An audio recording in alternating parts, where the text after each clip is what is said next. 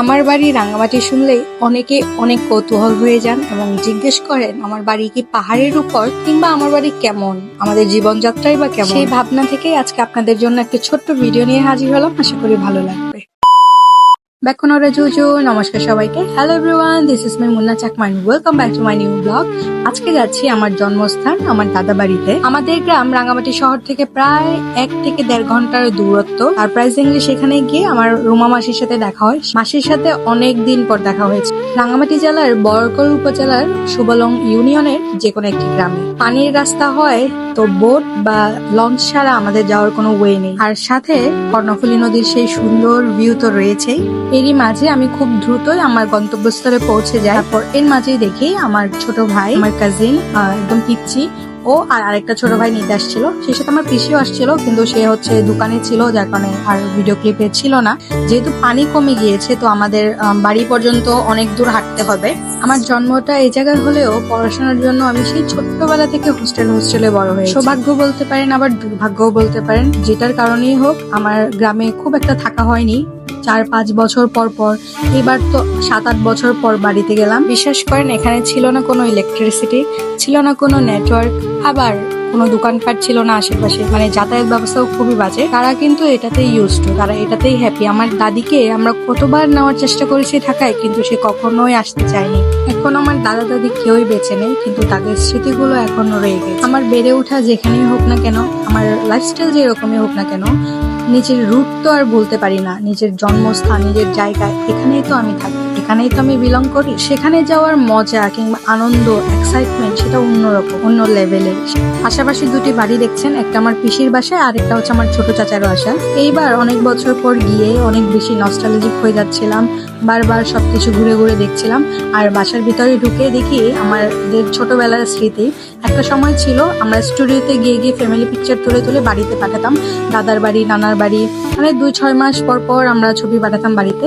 আর এই হচ্ছে আমার দাদা দাদি। আর তারপর ফ্রেশ হয়ে আমরা লাঞ্চ করতে বসি। যেহেতু আমি পৌঁছাই প্রায় 3টা আই গেস, তো ক্ষুধা লেগে গিয়েছিল, খেতে বসে যাই ডিরেক্ট।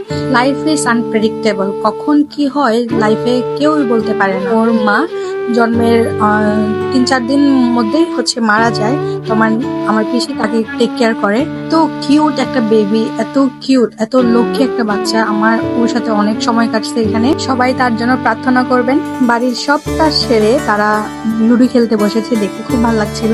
তারপর রাতের বেলা মাটির চুলায় রান্না বান্না, খাবার দাবার অসাধারণ ছিল। যদিও আমি তেমন একটা ভিডিও করিনি, কাউকে আনকমফোর্টেবল করতে চাইনি, যার কারণে ওইভাবে A to Z ভিডিও করতে পারিনি। এই ক্লিপটা হচ্ছে পরের দিন সকালবেলার ভিউটা অসাধারণ ছিল।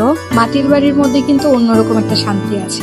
গরমের সময় হালকা ঠান্ডা, আর ঠান্ডার সময় হালকা গরম একটা আমেজ দেয়। সেই সাথে এখানকার মানুষের জীবনযাত্রা খুবই সাধারণ আর আন্তরিকতায় ভরা। তো এখানে পিসি তার বাড়িটা সকাল সকাল কাদামাটি দিয়ে লেপ ছিল, যাতে এটা সুন্দর কিংবা পরিষ্কার থাকে। দুপুরের দিকে সবাই রেডি সেডি হয়ে আমরা সবাই যাচ্ছি কাকার বাসায়, সেখানে হচ্ছে দাওয়াত আছে। আমি তো মহা খুশি ছিলাম, কারণ হচ্ছে আমরা যে কাকার বাসায় যাচ্ছি সেই কাকার বাসার চূড়ায় নাকি নেটওয়ার্ক পাওয়া যায়, সেখানে একটা টাওয়ার আছে। সেখানে পৌঁছে আমি চলে গিয়েছিলাম সেই চূড়ায়, গিয়ে দেখি সত্যিই নেটওয়ার্ক আছে। তো 2 দিন পর আমি অনলাইন হওয়ার পর দেখি অনেক অনেক অনেক মেসেজ জমে গিয়েছিল।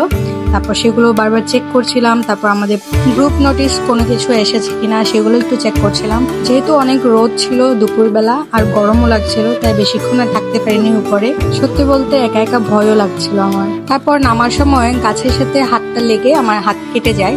যাই হোক, এরপর খেতে বসে যাই। কলার পাতায় ভাত সার্ভ করছিল, খুব ভালো লাগছিল, কারণ অনেক বছর পর আমি এভাবে কলার পাতায় খেতে বসেছি। খাবার দাবার বেশ ইয়াম ছিল।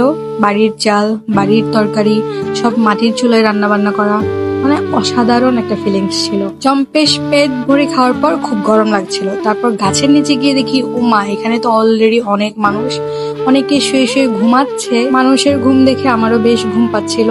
তারপর আমি সেই বাসাতেই ঘুমায় যাই। আমার সেই বেবিটাকে কোলে নিয়ে আমরা তারপর বাসার দিকে রওনা দেই। দাওয়াত বাড়ি থেকে বাসায় এসে বেশ গরম লাগছিল, তো আমার কাজিনকে নিয়ে আরেক কাকার বাসায় গেলাম। সেখানে গিয়ে আমি এক ইন্টারেস্টিং জিনিস দেখি, সেটা হচ্ছে গর্ত করে সেখানে মাটি প্লাস হচ্ছে ভেজা কাপড়, কলা পাতা দিয়ে পানির বোতল মুড়িয়ে রাখা হয়েছে।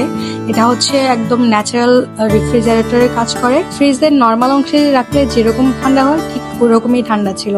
সেই ঠান্ডা পানি দিয়ে কাকে 1 গ্লাস ট্যাং বানিয়ে খাওয়ালো, খুব শান্তি লাগছিল। এরপর 3-4 দিন আমি বাড়িতে ছিলাম, মানে আমার দাদা বাড়িতে ছিলাম। এরপর আমি আমার নানা বাড়িতে যাচ্ছি। আজকের ভিডিও এখানেই শেষ করছি, আশা করি আপনাদের ভালো লেগেছে। যদি ভালো লেগে থাকে লাইক করবেন, কমেন্ট করবেন এন্ড শেয়ার করতে ভুলবেন না।